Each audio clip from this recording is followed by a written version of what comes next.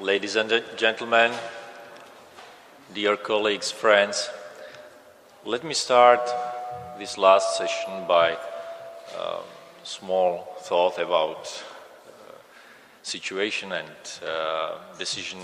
my decision to come here. From my perspective, Czech-American relations were always based on values and symbols.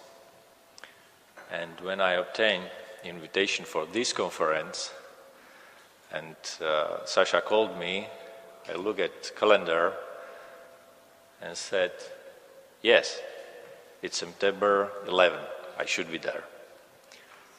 From that perspective, we should talk also about Czech-American relations, always based on values. Without values and symbols, there will be average relations. Something specific which we have in our contacts is that there is a group of Czech politicians, diplomats, experts believing in something which is specific in the United States, and it's about values from my perspective. I'm very glad to be here and have opportunity to introduce three excellent speakers, senior diplomats, which I know for quite a long time from different angles. Cameron Munter is one of significant person which influenced me by his work in Clinton administration. I started my career as a academician on transatlantic relations, and Cameron Munter was member of NATO Enlargement Ratification Office, which was absolutely unique body within Clinton administration, helping to promote NATO enlargement within American Senate. Sasha will probably could say more about this work. It was a wonderful time when many members of Congress later thought that idea of enlarging NATO was their idea. That's your words. So Cameron spent a lot of time in Central Europe, in Czech Republic, in Poland, and I believe that his speech will be very fruitful for our session. Vašek Bartuška is a great speaker. He's speaking quite quickly. Sometimes in Czech I want to have rather SMS than talking to him. It's more understandable by phone. Václav is a special envoy for energy security issues at Ministry of Foreign Affairs of Czech Republic, and as we work together on energy security issues, I'm absolutely convinced that he's the best person for energy security at Czech Ministry of Foreign Affairs, and I think that soft power could be seen through these lenses. And last but not least, speaker of our panel is Tomáš Pojar, well-known ambassador Czech Republic to State of Israel. I witnessed great improvement of Czech-Israeli relations during his term in office in Tel Aviv, and I had opportunity to hear him at many conferences, and I believe that you will be full of ideas, plans, and concrete propositions how to improve Czech-American relations. Let's start with small but at academic ground necessary introduction. What is the power? According to Joseph Nye Jr., power is ability to convince your partners in world politics to follow you, willingly or unwillingly. And power is composed by two parts, by hard power and soft power. We heard in last last panel what hard power is, and soft power is much subtle, much difficult. If you want to convince somebody and you have a big army, it's quite easy if he is small or smaller. But if you want to have followers which are willingly going in your direction, it's much difficult. And I think that in our current times, we should underline our soft power abilities in world politics. And last comment at the beginning, it seems to me that for many Czechs and majority of Europeans, world in which we lived was beautiful postmodern world in which negotiations, agreements, long-term negotiations were a main issue which were in our focus. Thanks to Russian invasion of Ukraine, power is back, or precisely is still here. So, gentlemen, floor is yours. Please come and start with your soft power point of view on Czech-American relations. Well, thank you very much, and thanks so much to the organizers. And most of all, thanks to you, because I know what it's like when you are at a conference and you're at the last session. So those of you who are hardy enough and strong enough to be here, we're grateful to you, because you're the ones who really have the ability to sustain a commitment. And really, that's one of the themes of soft power, sustaining a commitment, and something that doesn't happen suddenly, something that happens over time. Hard power is necessary to keep stability, and I think that was clear from the last session. But I think soft power, at least most of the approach that I see in the United States on soft power, is the willingness or the desire to build something more than that. That is to say, I don't mean to say this is a black and white, one is a conservative and one is a kind of a progressive idea. But I think it's most fruitful to think of soft power, and especially in the context of what Czechs and Americans and our friends can do together, to say that we can't be satisfied with soft power as a defense, as a purveyor of stability, but that soft power is a means by which we make something new that we haven't had before.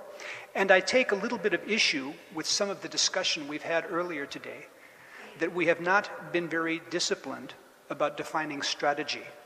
In fact, one of the speakers in the last session talked about strategy almost as if strategy and tactics were the equivalent of big and small. It may manifest itself that way, but I think it's important for us as we work through what soft power can do, to think of strategy as something that is a vision of where we can go, coming to an end point, usually based on common values, or at least an agreement on values, and then working back from that endpoint and saying, what are the tools that allow us to get there?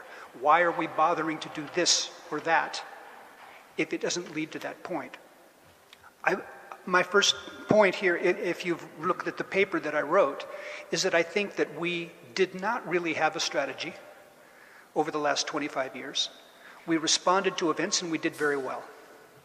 And I think what's called for now is not so much a feeling of mourning or sadness that the 25 years of our relationship have finished, but that we have the opportunity, indeed the challenge, which forces us to do something we haven't done, which is to predict 5, 10, 15 years in the future with one another what we're going to do, and to use those tools, I believe soft power tools, to try to achieve them. And we need to take an honest look at this, because in the process of reacting over the last years, we have not addressed certain problems. We have not addressed certain elements of how we work together. Americans especially are not, this is outside here, Americans are not terribly good at listening, and especially listening to countries, many of whom seem to be supplicants to many Americans, when in fact they're actually friends. What we need to do, above all, is to turn what might have been a heated romance into something else. I will invoke, in this sense, the famous Turner Doctrine, which is an element of American foreign policy. The American political philosopher Tina Turner came up with the idea, what's love got to do with it? That is to say, if you turn this into something, and there was a lot of love and marriage imagery going on earlier today, I think what we can do is to try to separate soft power from the accusation that it's a bunch of people who are into kind of a romantic notion of how people can all get along. That is not true. I think soft power requires a fairly cold-blooded look at how relationships work, and so that the idealism and values and the kind of soft ideas that are expressed are not done so in a naive way. But you have to be very tough. So again, I invoke the Turner Doctrine. Time for us to talk about strategy, Czechs and Americans. Time for us to do so in a way that maybe isn't quite as loving and romantic, but maybe is more accurate. Now, you might think that I'm being too nice about this, after people have talked about how the Czechs have let the Americans down and the Americans let the Czechs down, et cetera, et cetera. But believe me, my last assignment was Pakistan. Before that, I came from Iraq twice. We have a lot to be thankful for in this relationship, believe me, right? So that if I come across as being too optimistic, it's that I'm saying there's a lot to this relationship that is quite good and that we should be pleased about. We don't need to panic, I think, about what's perceived as drift or a problem. We simply have the opportunity to build something that's bigger. Now, the changes that I suggest we make is that we look very honestly at what's happened to American foreign policy since 2001. The critique I make of American policy since that time is that we have overwhelmingly based our policies around the world on counterterrorism as a result of 9/11. And this just has distorted what we've been able to do around the world. If, in fact, power is either encouraging, serving as an example, or coercing, we have relied quite a bit on coercion. Sometimes when conversation, or at least talking together about problems, might have been more effective. So, inasmuch up until this time, as countries around the world matter, and I say this is true for the Bush administration as well as for the Obama administration, it has been defined mostly in terms of how much do you matter in terms of counterterrorism. And in that area, that's not the strong suit for the Czech Republic, relatively. That's not taking advantage of the qualities and the talents that you have in this country. So that's homework for the United States, to look at a world in a more multifaceted way so that the friends with whom we work are friends with whom we understand better and can work better in a number of other ways. If, then, we're coming to the end of something, I would like to argue we're coming also to the end of the NATO enlargement era, if you will, the time in which we successfully together erased the line that Stalin drew through Europe, but then after which the Americans assumed that with the end of these kinds of issues, that Europe would not be the object of American policy. There would be no Portugal policy, there would be no Sweden policy, there would be no Czech policy. There would be only a Europe that serves as a partner with the United States and does other things, works together on global warming, works together on migration, works together on non-proliferation, issues like that. I think that too was a little bit naive, because in 2004, 2005, when the countries of the former satellite countries of Eastern Europe acceded to the European Union, and the completion was take place with NATO and the EU, there was a sense that we didn't have to look closely at these countries in order to work with them. Now, the opportunity arises after the wake-up call that we've gotten in Ukraine to say, what are the qualities then that we have here in this country that fit with the qualities of the United States? And you have a certain kind of historical opportunity now, 2014, to use and to invoke Bismarck once again, that no political problem has a conclusion. It simply has its time on stage, and then it's replaced by other issues that are more important. Well, that's where we are, and we shouldn't panic about that. That's an opportunity. So this long-term change that I'm looking for in the way we deal with each other should be based, again, on strategy, not big and small, on long-term goals, and should be honest about the other domestic issues that are going on in our countries. We haven't really talked about the dynamism of generational change, although it's been alluded to, the generational change that's taking place in this country. That people who have had, for example, training over the last 25 years in the West may feel differently than the people who were coming to their contact with the West for the first time. Similarly, the training from the United States that I find as a professor in California, that there's other attention being paid. The old notion that this part of the world was the center or the definer of policy is changing. It's time for us to spend a little bit more time figuring each other out, even though I think we as elites have tended to think we know each other.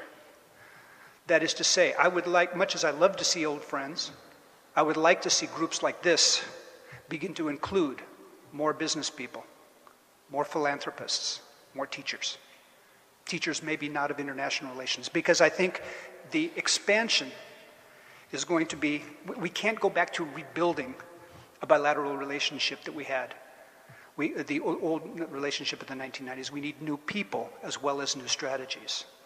Because just as some people say, I'm not sure who the famous person was, that war is too important to be left to the generals, foreign policy is too important to be left to the diplomats.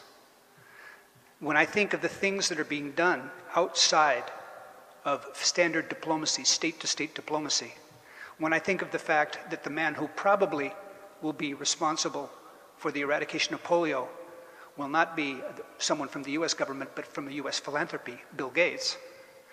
The thing I think of the fact that the strength of this country, everyone's alluded to, is its brains. Well, we have a lot of brains too, but most of them aren't in the US government. We have a lot of people at a lot of universities who also, we're going to be engaged in that. So we're thinking new strategies, new players.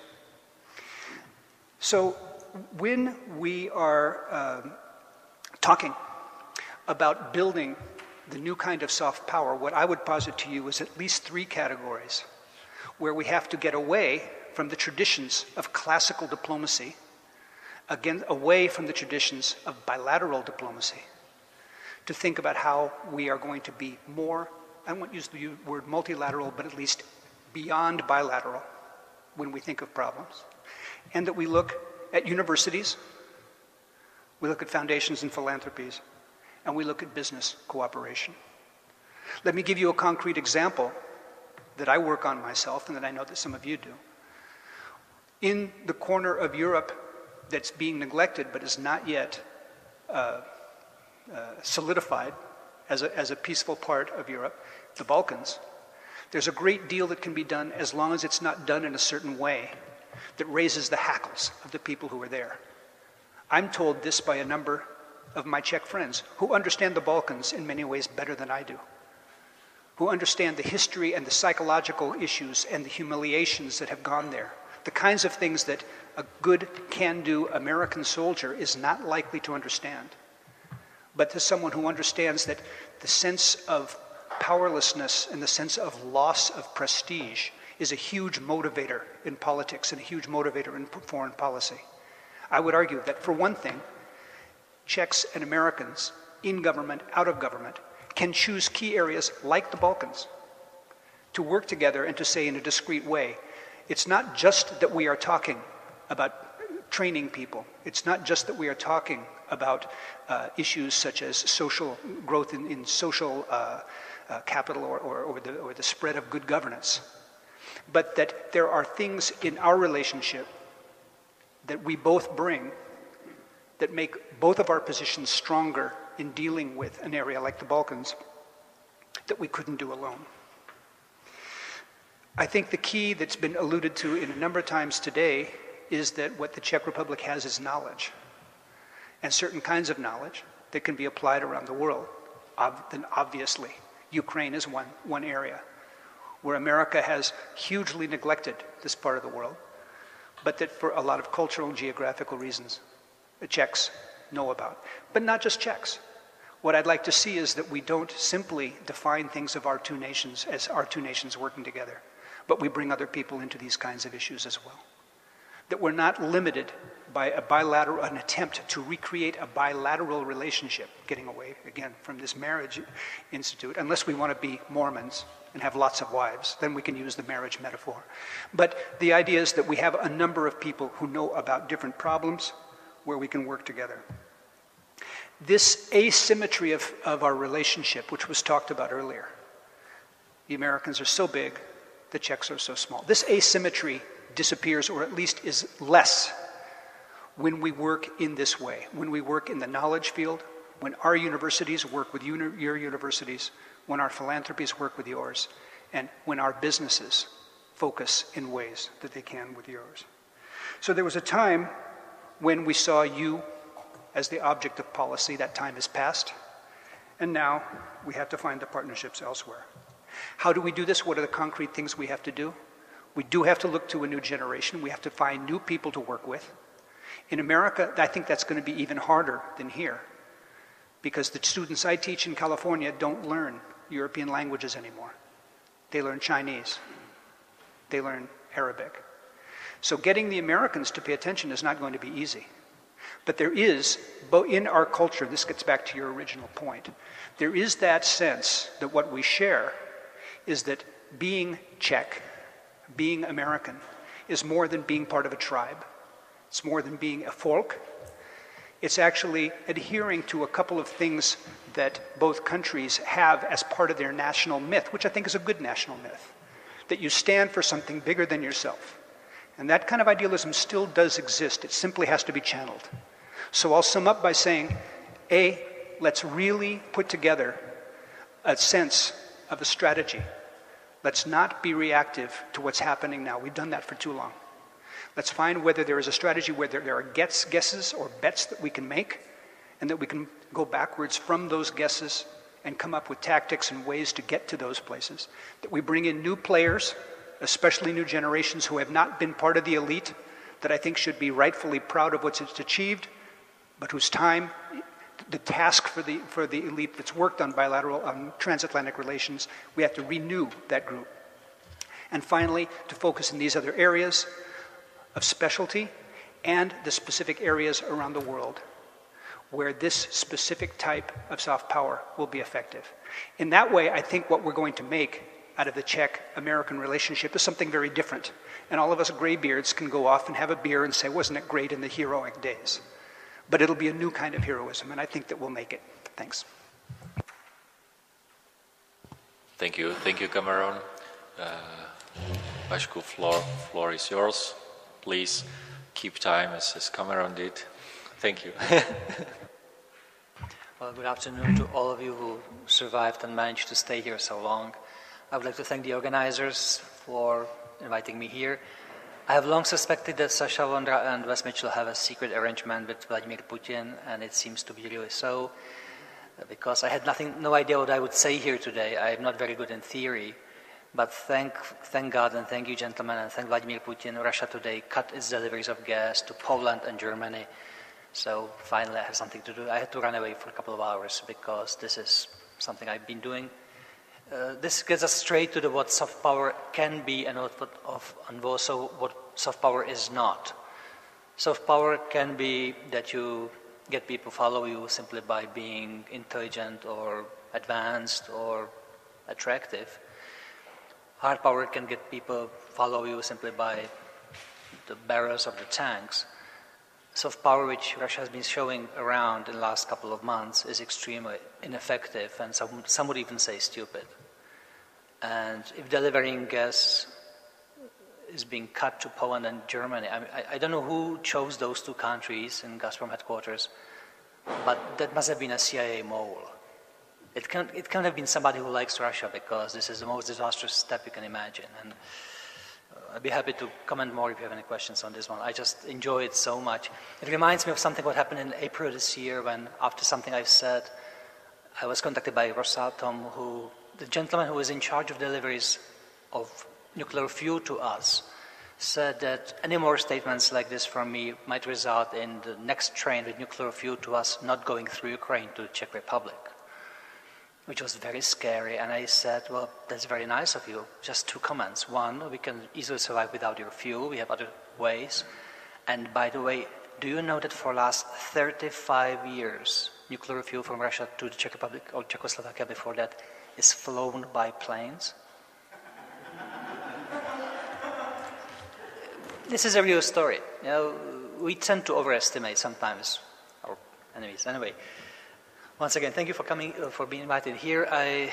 I'm a bit shy because I see three of my former bosses here: Saša Vondra, Tomáš, Pojar, Jiří Schneider. Actually, people who forced me to go to the government back in 2006 and sell my company. And You are the only one in the government, though. So. Congratulations. Thank you. Maybe I'm not anymore, I will see. No, but we just want to say briefly what can be, from my perspective, interesting for Americans or the Czech-American relationship in the field of energy security. I would say there are two areas which might be interesting. One, the US have been saying for a long time that diversification makes sense, which is exactly what Germans and Dutch and British and French have been saying for a long, long time. And we have been doing the same for the last 15 years as well, because we have built the pipelines from the West for oil in 1996, gas 1997. And it helped us greatly to get better price, so the price we pay for natural gas is now basically the Dutch price or the Rotterdam price. This message has been extremely difficult to get to countries like Bulgaria or Serbia or Hungary or others, which is interesting. So if we can be of any help in this, I believe that we have something to say and something to say to our partners. In the same time, it already happened to me a couple of times that I was, or the Czech Republic was shown as example to our neighbors in the Central Europe, and that's not the funniest moment. It's like the moment when you're the only one in the classroom who have done his homework, and then the teacher says, "You're all stupid," but here, you know, Johnny is really the smart guy. I mean, this is not the best thing which can happen to you and your relationship with others in the region. So we are not the poster boy, definitely not. But we have done something in the past, and if we can say now freely that we have no worries about Russia cutting its deliveries of both oil and gas to this country, that's because we are basically ready for that. And if we can show this to others in the region, if we can be shown by the US as an example of a country which has done something, then we'll be happy about it. And I'm not really sure about the soft power definition anymore, because what we see at this moment is that there is actually very, very narrow band between soft and hard powers being used in some parts of the world, Ukraine being one of them. So I've never really thought about what I'm doing as a soft power, to be honest. You know, because the people who sell us oil and gas, whether they come from Russia or Nigeria, from Algeria or any other part of the world, they are mostly people who are pretty tough. And even people like Exxon or the Statoil of Norway are not exactly the nicest people you can meet. I mean, they are nice, but tough. So soft power, maybe it's not completely. And last but not least, I'm not sure about the Turner Doctrine, what's love got to do with it, but I think that our doctrine for the Czechs and maybe for Americans in this relationship, the small relationship between a big superpower and a medium-sized European country, could basically be one of mutual respect. I mean, we like you, you like us. I think next generations of Czechs will like the US as much as my generation does. When I look at my students and Czech universities, they usually want to go to the US. They don't want to go to, I don't know, Central Russia, for that matter. And they think about going to good schools in the West, not about going to the Moscow State University, mostly. So I think we will keep this relationship for a long time. I'm not too much afraid for that, to be honest. It has survived several changes of government, actually quite a few changes of government, because we like to change our government very often. We're test crushers of democracy, and it will survive. And if there are any questions from your side, I'll be happy to answer them, but so far I'm done. Thank you. Thank you. Tomáš Pojar is at home institution, so floor is yours. Thank you. Well, Břetě, you started with the question how to improve the US-Czech relations, and first I don't have answer on how to improve them, and I must say that I don't think that they are bad. The problem which I have is that they are a little bit empty, but it doesn't go only for the Czech-American relations, but I'm sure that you can say that about many other neighbors of us and many other European countries vis-à-vis US, at least when we are talking about let's say, same size countries as we are. Yes, to fill this emptiness with something, and it's not total emptiness. There are things which are going on, and maybe there are some new initiatives and activities which are not so visible, but new, small but important projects which have picked up in recent years, and so it's not total emptiness. But if that should be filled with something, then I am modestly optimistic that in the coming years, due to the situation around Europe and around the world, and maybe due to some rethinking what Wes was talking about in the US with regards to the new US administration and the US leadership in the world, there can be then some more happening. Of course, I'm not naive, and I don't think that we will go back to the 90s, where, of course, this part of Europe was one of the centers of the world. So this was the part of the world which was talked about and where things were happening and which was important. And that's not the case anymore. By the way, that's not so bad that it's not the case anymore. And hopefully it's not going to get to be the case in the future, because it's usually would mean very, very tough times. I've strongly always believed that there has to be both hard power and soft power, no matter how you specifically define it, that one without the other is much less capable of really achieving something. But really at the moment we are in the low moment, and it's not only because of let's say the isolationist tendencies of President Obama and leaving the world and basically diminishing the U.S. leadership and U.S. President's leadership in the world, but also on reflecting the situation here in Czech Republic. After we have reached NATO and we have reached the EU, then we didn't see that many goals to be reaching, and where too there was not that much consensus of where to go. There was some kind of emptiness. The foreign relations were less and less interesting for people, as you don't read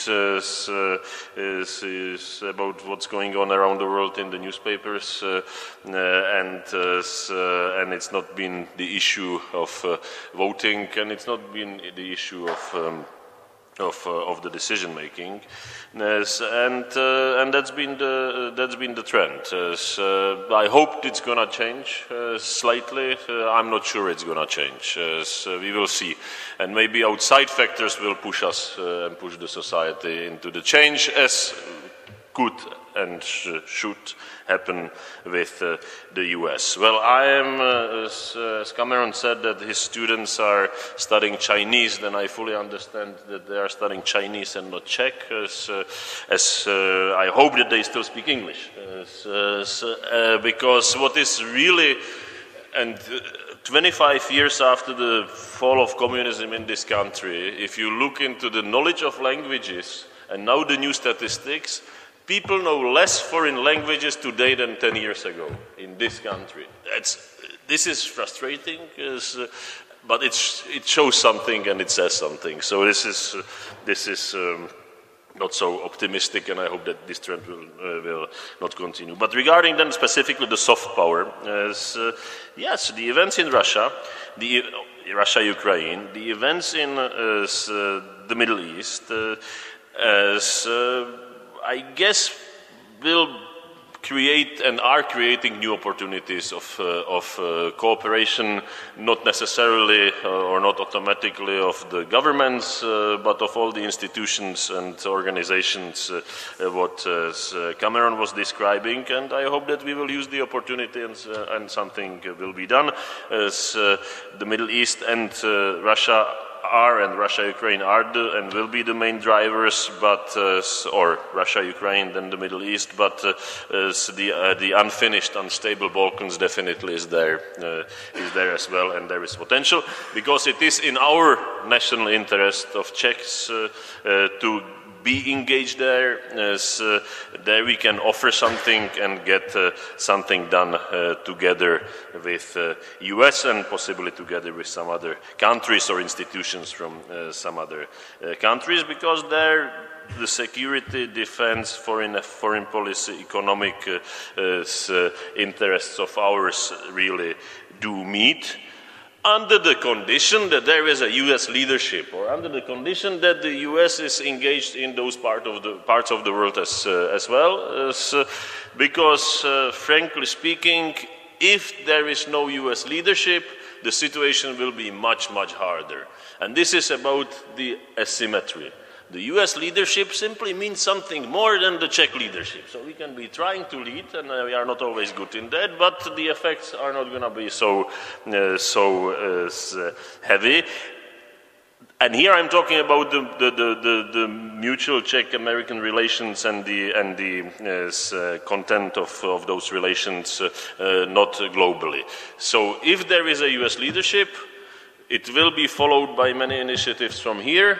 And of course, the target is not going to be what is happening here or on the axis of Prague and Washington, but what could be done together in those third countries, regions I have described. And I just hope that the low of the relations or the emptiness which we are experiencing and which some others are experiencing with us will be changed in the future, as no matter who is the next US president, but hopefully the next US president looking slightly more, not totally more, back into this part of the world again, with the real leadership, not just the speeches, which are nice, but if there is no follow-up, then they are just the speeches.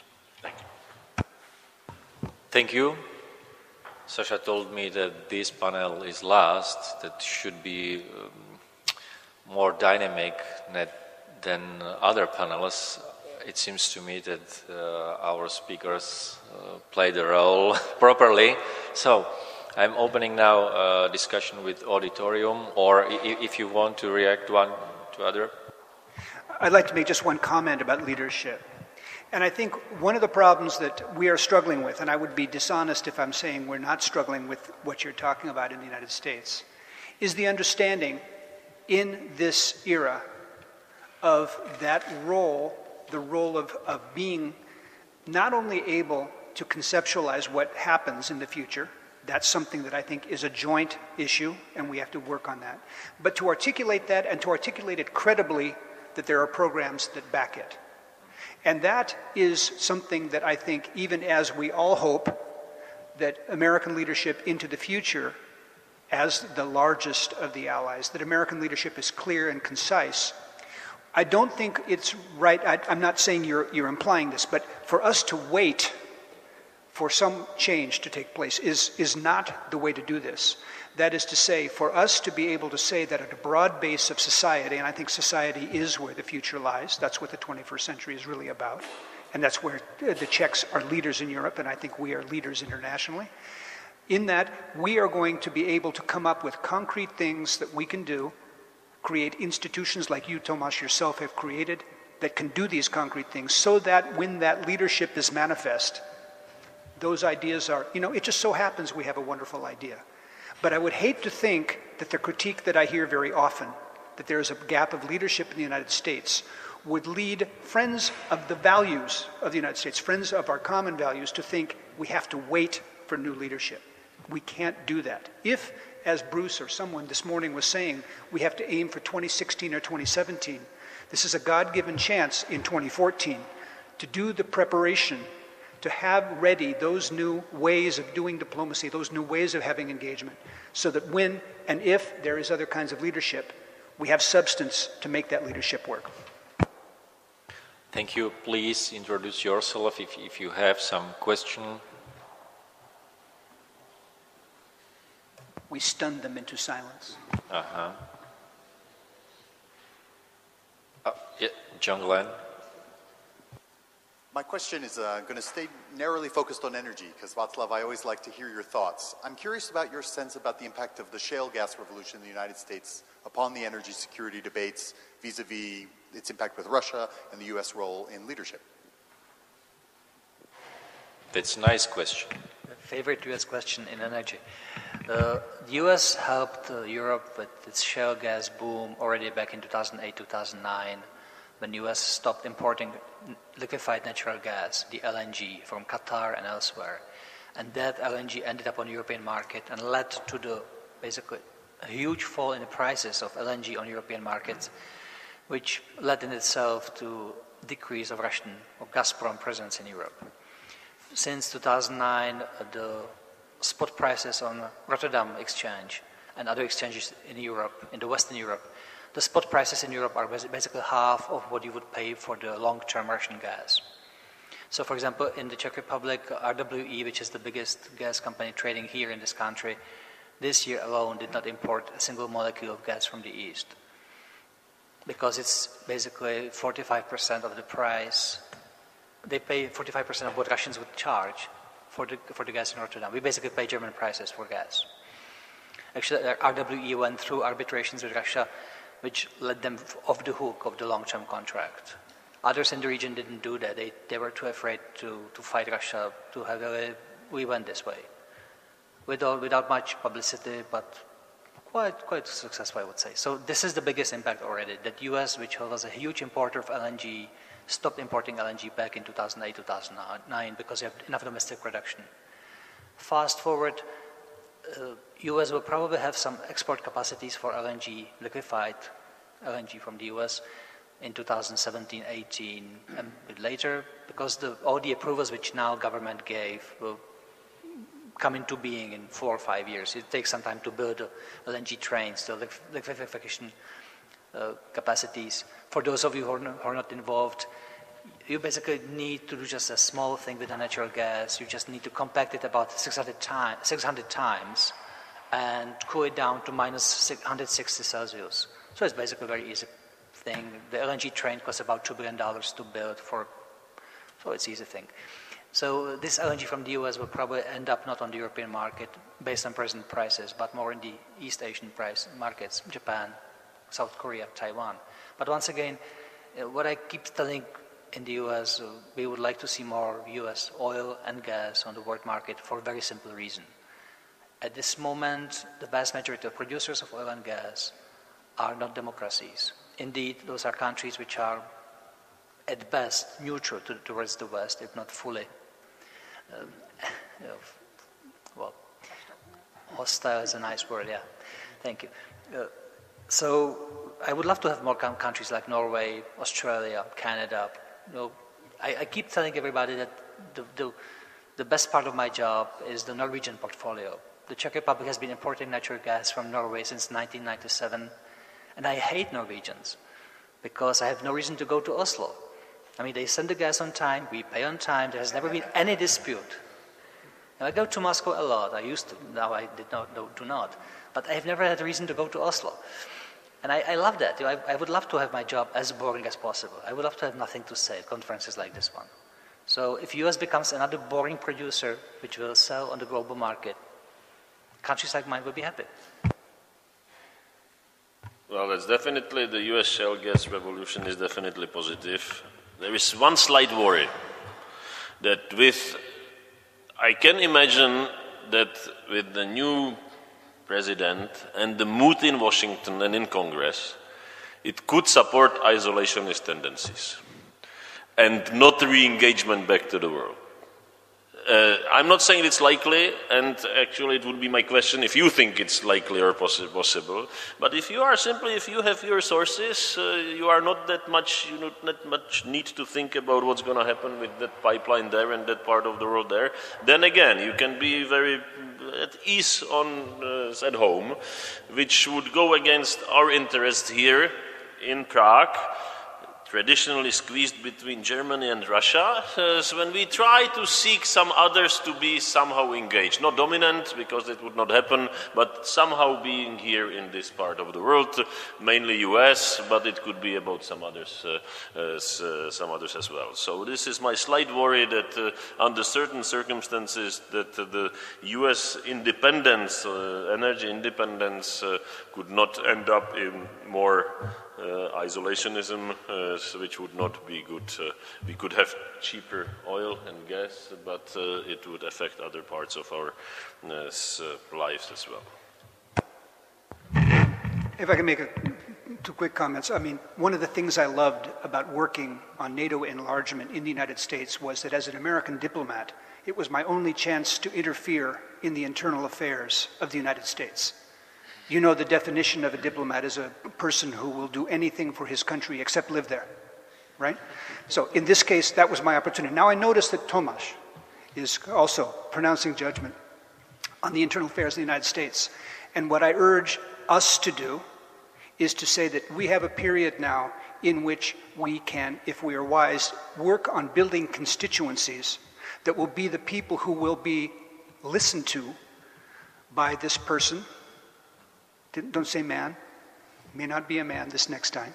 That this person who becomes president the next time, if that's what we're looking at, that person does not come up and say, I'm looking around at an isolationism that's obvious because there's no other option, but that we have time to actually find those people and they're not all Americans, who will be the constituents who will say, no, goddammit, this is not the time to be isolationist for these reasons, which are not just old-fashioned reasons of 1947 and 1949. That is the real task, and perhaps I wasn't clear enough when I talked about those new groups of people to be brought in to this effort. Part of this is constituency building. Part of this is making sure that those people vote in Czech elections, and in American elections, and in Serbian elections, so that, in other words, in the world we have people who are actually fighting against that tendency that you rightly fear, but that I think we can do something about. Thank you. Wes Mitchell raised a hand. Thanks, guys. Those were great presentations. One of the most potent soft power weapons that the West has had since the end of the Cold War has been the Czech advocacy for democracy on a global level. And when I look around the world over the last couple of years, I see an urgent need for this.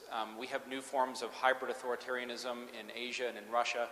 We've had the crackdown on the Maidan protests. Belarus is in deep freeze. The Western Balkans have increasing Russian influence. You have a neighbor, a democratically elected leader of an EU member state, Viktor Orban, who has declared the end of liberal democracy. So every direction that I look, there's a pressing need for this Czech leadership. My question is, am I right to perceive that that traditional role is not prioritized by the current Czech government? And if that's true, is this Havel-like legacy, is it dead? And if it's not dead, under what scenario would you envision the Czech Republic ever playing that role again? That's a tough question. For one of leader of the revolution. You want me to be, Wes, you want me to be jobless, don't you? Look, I believe in democracy, and I think the first time I've heard about this guy was before '89, when he was in prison and I was waiting for one. So democracy means something to me, and to many others. In the same time, yes, there has been a change in many governmental feelings and positions, and there's no way of saying that it did not happen. I'm lucky enough that in my field there was absolutely no change whatsoever. I have the same freedom of movement as I had before. This is my 5th prime minister in 7.5 years, who lets me do what I think is necessary. And just like Sasha never ordered me to do something, or Tomáš Pojar, or Jiří Schneider, nor does Mr. Zaorálek at this moment, the foreign minister. And when I say things which I said here today, I'm fairly confident that I will not be thrown out for what I just said here about Russia or Gazprom or anything else. When it comes to democracy itself, I believe that what we have hit as a country was a limit of what we can actually achieve as a state, as a government. We have excellent NGOs, one of them, People in Need, which is, I think, one of the most vocal advocates of human rights. This guy knows something about that. He's been director of it for more than a decade, I believe. And we have plenty of other NGOs. On government level, there is no one of the stature of Václav Havel or Sasha or others at this moment, that's true. And maybe there will never be again. In a way, to really be passionate about something, you must have paid for it somehow. If you understand what I mean. If you just inherit it from others before you, I mean, that's something you just got. So that's what I can say. I don't think it's that, but it's more complicated. Not only because who is like what is on the agenda of people running this country, but more because it's a little bit slightly more complicated and confused as in the world for two reasons. One is that unfortunately those traditional political rights I was always fighting for, then on one hand were watered down by the mainstream European elites to all those social and other rights, by the way, very much joined then by many Americans. So if you criticize Russia today, you criticize Putin for homosexual rights. And that's the main problem of Russia, it seems, the rights of homosexuals. So it's reduced to this, and then you have a lot of them. On the other hand, it was reduced sometimes to the elections. And what got it really messy has not been the situation in Russia and in Eastern Europe, but it has been the Arab Spring. Because there the naive, the mainstream Western media elites portraying it as another fall of communism, another change similar to what was happening here 25 years ago, was really distraction from reality, was putting rosy pictures and believing, yes, now it's going to be democracy, liberal democracy, Tahrir Square look, and it's going to be great and everything. And it hasn't happened. In many cases, it got much worse. So for that, it will need some time to settle down and to really work as liberal democracies, as on the long-term support of liberal democracies inside, in Hungary, and outside of our environment. And I have always been geographical centrist, so yes, we should, as Czechs, really look around Balkans and former USSR, and then possibly to do something in the Middle East. Don't expect democracies and liberal democracies there now. Don't expect them even in 2 decades or in 1 generation or 2 generations. But let's go and work with this idea, because we have to, at the end, we have to have some kind of idea we have to fight for. Why the Islamists are so strong? Because they have clear idea. Why Putin and his people are strong? They have very clear and strong idea. And we have to unite behind our idea. And what is the Western idea? And what is something we can unite and we can fight for? Not to be shrinking and possibly to be expanding. That's the freedom and democracy, and that's this agenda. But in its core sense of the world, and not in the mess we have ourselves sometimes done with that. So, but I think that it's not dead here, because you see also from Czech Republic even now, sometimes not that visible, many initiatives and programs running in many other parts of the world or in the countries. But because the situation got much worse in many parts of the world, then those activities are much less visible than they were before. I'm engaged in many activities, and by the way, this institute is also, where there are people from different parts of the world coming for such training and exchange of information and ideas at that. You cannot make public, and in some cases you really cannot make it public, because those people, their lives are threatened. And their lives are not threatened only in Syria or Iran these days. Their lives are threatened more and more in Russia. So the environment has changed. But this is an imperative. We must keep going in this direction because there is no other way. If we leave this way, we are not dead, but some generations will be, next generations will be. Just a comment to that, to follow up on what Tomáš said, 2 points. One is that you really did screw things up in 1989. You were successful enough that generations, at least of American politicians, did expect that people, for example, in Baghdad, just because people here were jingling their keys and the next day they went back and worked in the agricultural ministry, there were Americans leading our government in 2003 that thought that this was going to happen in Baghdad. Instead, they went back to the government offices and stripped out all the copper wire. So in other words, the irony is that this model of 1989 really did dig in a dogmatic way that didn't always serve us correctly. My point about looking for a strategy is that we have a tendency in the United States to use a kind of a primitive social science methodology. I don't know that you share this, but you may be the victims of it.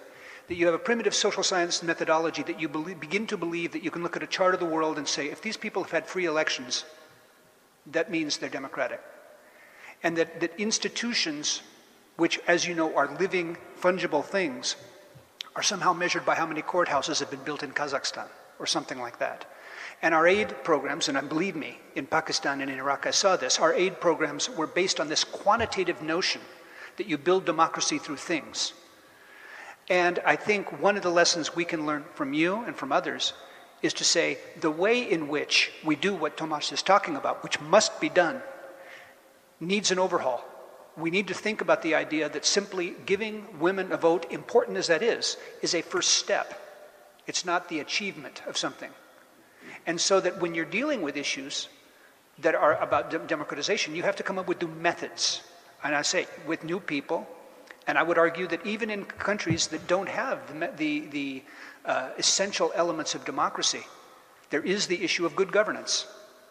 And good governance is part of what people need, the idea that you're dealing with things that are fair in some way. What I'm getting at is we've perhaps exhausted or come to the end of a first stage of that analysis of the spread of these kinds of democratic ideals. But just because these may not be the methods that work in the future or in these particular kinds of countries doesn't mean that we can't transform them. I would argue this isn't the task of a government bureaucrat. This is a task also of the social groups to come up. How do we define how we fight this battle? Because we're going into a new phase. Sasha has a question. Yep. I would try to put a mirror question to what has been asked by Wes, mostly to Cameron. And the question is whether the United States, as a power as such as we know it, is not over, not in the sense of declinism, but in something slightly different. I just look, September, we were commemorating 9/11 of 2001. It was September 14, 1901, when Theodore Roosevelt has entered the White House and in his 8 years long presidency was somehow making the US as a world leading player. He was not able to convince the public yet, but he was player. He was leading. He was trying to lead. And then it's the story of the next 100 years when United States were playing the role of not just the beacon, but also the crusader. To our benefits, 3 times. 1918, 1945, 1989, and aftermath. Then 9/11, 2001, just exactly 100 years after. And then Roosevelt was leaving the White House 2008, the end of 2008. 1908, the economic crisis, Lehman Brothers, and on others, the fall 2008, exactly 100 years after. And now you are living in California. You mentioned that Europe is totally forgotten, confronted with the Chinese. The structure of American society is changing. I remember, when I was allowed to come to the US for the first time, early 1990, all the respect. On the other hand, quality of coffee, quality of food, it was a disaster for us, from Europe. Now, if we are coming, quality of coffee has improved, quality of the food has improved. So the ability to cause the sin, you are now with the Europeans on the same level.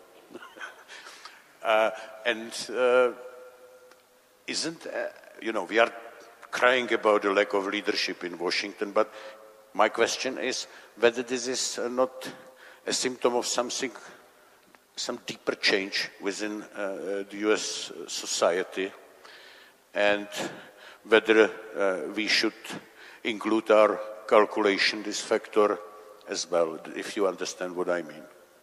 I think I do. The US, forced by the change within their own society, would not be willing to play the role of the crusader, which we like. First of all, thanks for the coffee, for sure, right? But no, you're right. If we are able to achieve, and I'm confident we are, based on the resilience of our culture, and have you as a partner, we will not be the leaders you had before. Our Eurocentrism will not be as pronounced as it was before. I live in a state where most people who live in this state are not of European background. I teach a class in a very elite university where most of my students are not white. And what that means is not that the power of the United States will be diluted, but that the strength, I do believe, the strength of the United States will manifest itself in different ways. What I hope we're able to do is to come to you and to make that clear to you, to make that honestly convincing to you, the kind of soft power that I talked about, the power of example. Because believe me, you may not have an enormous immigration problem, but you will. Because you're doing well enough that people are eventually going to want to come here. And when you have hundreds of thousands of Senegalese who are living here, you'll cope as best you can. I mean, this is, I believe, for better or worse, the way the world is going to operate, especially in those countries that undergo this kind of transformation. So your challenge is a very good one. How are you going to be a leader? Not go back to become Teddy Roosevelt. How are you going to have that kind of leadership which takes into account this cultural and social change domestically, but it's still attractive enough and comprehensible enough to your friends that you want to work together? That's the challenge. At its worst, it ends up being what Tomáš rightly complained about, that it becomes single-issue questions, where the democratic ideal splinters and everyone is following different agendas. We have to watch against that. I'm convinced that won't happen, but I can't tell you the form it's going to take. I can only tell you that I think that the role of the person, the great man theory, the Teddy Roosevelt theory, is going to be less. And I think that the elements of how we define that leadership is going to be more of a group social activity, and you're good at that. I think the Czech Republic latently is good at that. Okay? Not everyone, not always, but latently good at that. So you're right in saying this is kind of scary. There's not a real recipe to say, how do you get the leader who's going to bring us back to that area? But we're not going back. We're going forward, and it won't be in the way that it was before. But it need not be undemocratic. It need not be leadership. It's going to be very hard for us. We, I hope, will have the generosity to be able to listen to our friends on how to develop that and how to communicate that. But it's going to be a transformation. Not only the transformation of how we deal with soft power, but how we define ourselves. Nothing short of revolutionary. So get used to it. Help us. Thank you very much. Last question, please. We pause the time. Good evening, thanks for being here. I think this is a wonderful panel discussion. My name is Jaroslav Nemes, I'm from J&T Bank. I'd like to follow up on what Mr. Munter said. You mentioned that the leadership model in the US is changing. There is some kind of transformation. Could you please tell us, or like share some ideas of yours on this topic? Where is this transformation going? Where is this taking the US, and what shape is the leadership going to take? Because at this moment, I've got to say that it's very hard for me to see any leadership. Over the past 10, 20 years, we've seen tremendous changes in the world. As things are developing, I believe that the US leadership has a number of opportunities to actually adjust and to develop strategies and to actually lead and to adjust its leadership model. But that's not what I've been seeing. Like the speech made by Mr. Obama 1 week or 2 weeks ago that there is no strategy for dealing with IS, quite frankly surprised me, and that's not a sign of leadership. Very diplomatic of you. Thank you. Absolutely right. The point I'm trying to make is, don't expect to see a return to a strong presidency. I don't think you're going to find another Kennedy. I don't think you're going to find another Roosevelt. In other words, this image of the strong leader who unites the country is, I don't think, realistic. So to use the love metaphor, you're looking for love in all the wrong places here. What you, I think, should look for, what I hope we can offer, is, well, let me give you an example. When I was ambassador to Pakistan, I had an aid budget, an assistance budget of $1.5 billion per year, which is, I think, more than they pay Sasha. You know, $1.5 billion a year for civilian aid, $2 billion a year for military aid, and a $1 billion operating budget. The Pakistani embassy was the Czech embassy there was about 20 people. I had about 2,500 people.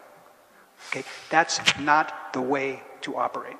The US government, structurally, and I can say that because I was there, structurally we were giving a lot of money and a lot of focus in a way that was not as effective as doing things differently. So my argument to you is, you will still have the structure of American democracy, flawed or good as it may be, but the energy is going to come out of, I think, the fact that there are social changes going on. And the leadership that you're going to see is going to be a university president, or it's going to be a business group, or it's going to be, again, I mentioned Bill Gates, but there's plenty of other people like that. And I'm not trying to say you're going to have anarchy. I'm just trying to say that the power of that country is not going to be so easy to isolate as the symbol of the presidency. You may be dissatisfied with whoever is elected in 2016 because we may have the same kind of gridlock that has often beset the Czech Republic, that you don't have some sort of broad sense of where you're going politically. But I think we can work to have societies harnessed to work ahead towards leadership in that way. And I believe in I won't use this, my Marxist friends will, in a dialectical way. I think what will happen is that if you build this kind of constituency, if you build people who are committed to this and successful at it, then the politicians have to listen. So I hope, I would be delighted if we could have that kind of leadership. I'm not counting on it. What I'm counting on is the social changes that are taking place, the internet revolution, the information revolution, the structural revolution, the demographic revolutions are making power different, and it's lending itself to soft power, at least in the United States, in a way that it's never done before.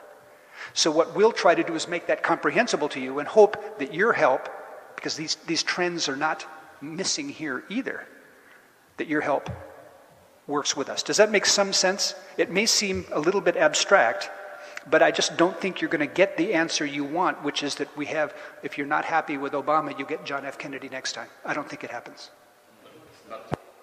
In this you are talking about what's going to happen in 50 or 100 years, or what's going to happen in the next decade? It's happening right now. I think it's happening right now, and we will make it happen. That is to say, the people who are doing the biggest changes, making the biggest changes in our country, are not the people in our Congress. They're not passing laws. But things are changing. And whether it's Steve Jobs or Steve Jobs' successor, things are changing. Now, how do we harness that? That's our task. How do we try to figure out how we create a strategy to do something Yes, I would argue it's good to have a little bit more of a perspective of a few years, but I think this change is taking place now. I'm not so skeptical as you. So skeptical, wait a minute, you are. I think that there can be US leadership.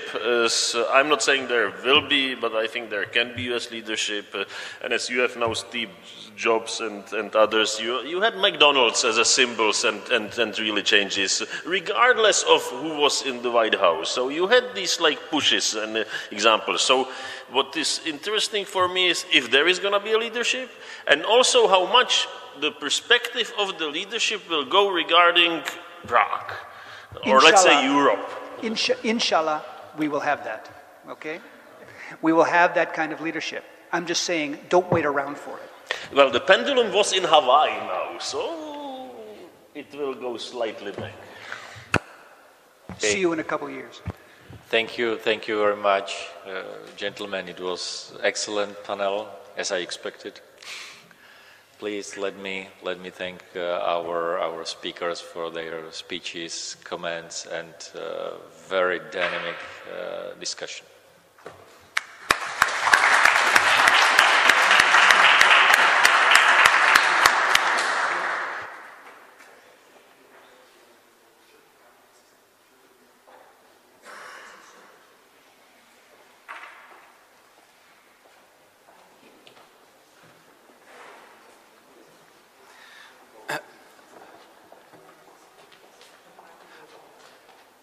I'll just say a few words, and then Sasha, I think, is going to wrap up. But just very briefly, I want to thank Sasha for his hospitality and CEVRO Institute's hospitality, and our American friends who flew over, all of the panelists. I think exercises like this are really important. I think they've always been important, but I think they're getting more important. I think they're getting more important by the day and by the month. I think one of the biggest takeaways that, for me from listening to all the different panels is the reality of change for both the United States and for the Czech Republic. And I'm struck, even by walking through your city and thinking about it now compared to the early days when I first came here, change is all around us. And I think the United States at a strategic level globally is facing unprecedented change. Changes strategically that the United States has not had to navigate in living memory, if ever. The Czech Republic is also in a region that's changing rapidly, and what the Russians are doing, I think, will put a stress test on virtually everything about the Western-led order here, and then I think globally this is also happening. I think the importance of places like CEVRO and SIPA in our way and the contribution that we make is keeping the Atlanticism alive that has been part of the solution for the last quarter of a century. And I think that Atlanticists have a very important role to play, probably a bigger role than I would have expected. I think if geopolitics were staying quiet in the 21st century, Atlanticism might sort of peter out. But I think over time, we'll see that whether it's Czechs and democracy or the United States having to think through budgets and strategy, I think there's a tremendous challenge for the next generation to produce people like some of those who have been here today that lived through some of the difficulties of the transition. I think it's now on our shoulders to show, for example, in the United States that we have a global strategy for handling a rising China and a resurgent Russia and ISIS. And I think it's on the shoulders of the next generation of Czechs to figure out how and whether they keep the Havel legacy alive and keep that relevant as they look more and more like an EU state. Those are big challenges, and I have a lot of confidence, and I think it's important that places like this produce that next generation that are thinking those big ideas. So thank you all for coming, and Sasha, thank you for hosting this, and it's been a delight.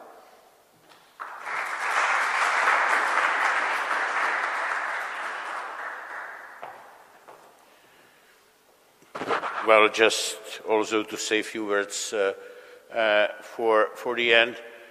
I remember very well, it's about a year ago when I asked Wes Mitchell to join us in that particle project. And then once the first event was approaching us, the conference in Washington, and I, wanted to have a conference on the Czech-US relationship. West's first reaction, it was the time of the Crimea annexation. You are mad, I will not get anybody to the room, to discuss the Czech-American relationship. We should market this as, what to do, how to contain the Russian aggression, what to do with Crimea. But at the end, we did have a very fruitful discussion, and you were mighty enough to fill the room even for that particular team. Then again, when I ask for American gentlemen, I would say those really knowledgeable about Europe and with a long history of engagement, when I ask them to write a paper, 8 pages, again on the Czech-American relations, so Bruce Jackson told me, Sasha, you are mad, I don't have the time just to spend a few nights to write something about the Czech-American relations.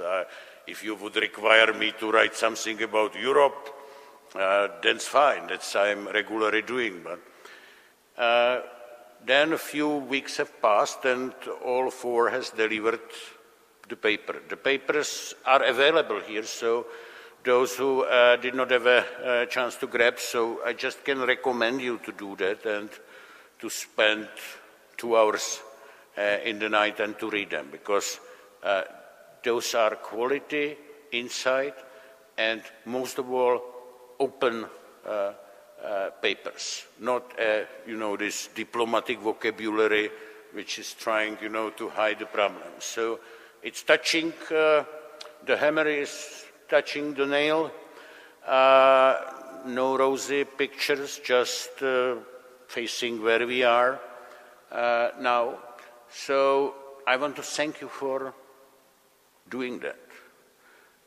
I have a doubts whether even in the time of the honeymoon, we were able to brought 4 Americans at one moment to write 4 essays on the Czech-American relationship. I guess that this is something like a world record in that particular discipline. And thank you also for coming to Prague.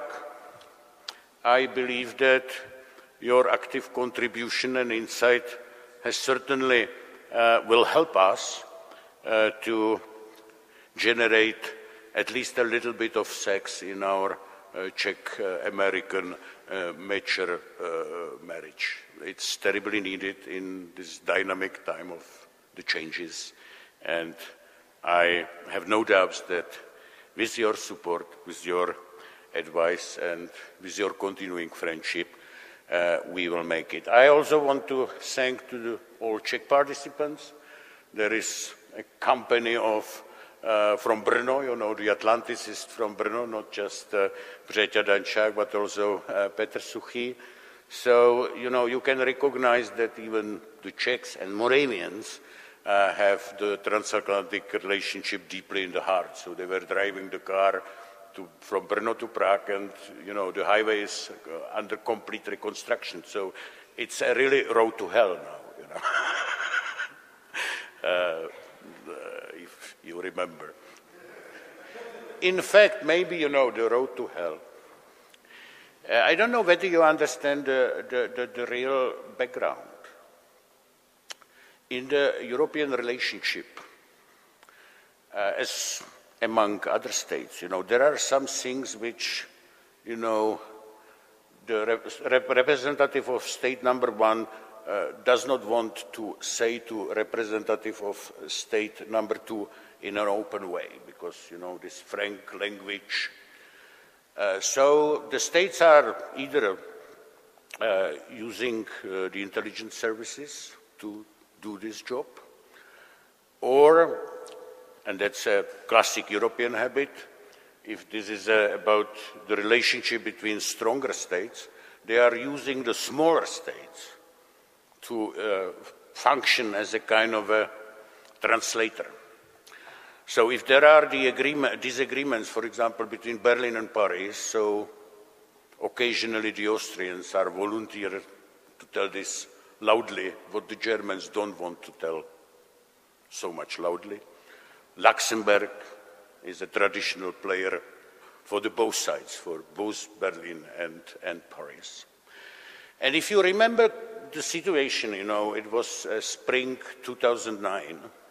There was a huge disagreement between Berlin and Washington about this so-called stimulus, because the Germans could not pump the money into the economy because of the obligation, you know, within the euro currency area.